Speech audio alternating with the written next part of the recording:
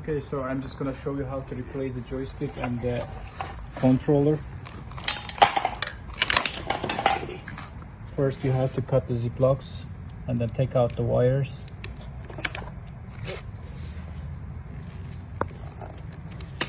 Okay.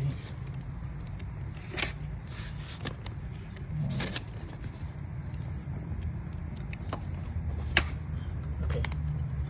Now all the wires are released.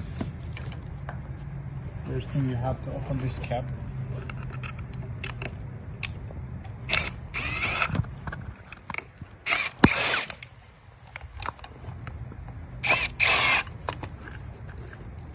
And then you will see all the wires are going.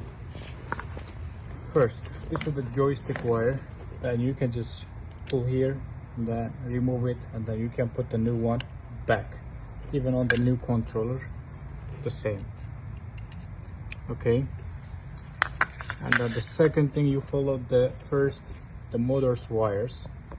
This one is going to here, and then you put in the same position, and then you follow that. First we have to remove from here. Okay.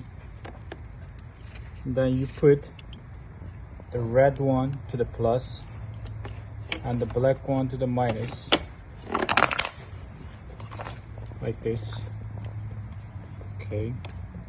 And then we remove the others too. This one is coming from the battery, which one goes to the center.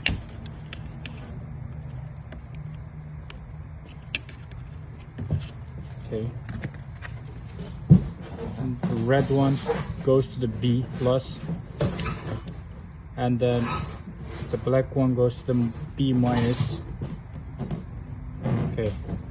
And the last one, the other motor, which is the left motor, you remove them.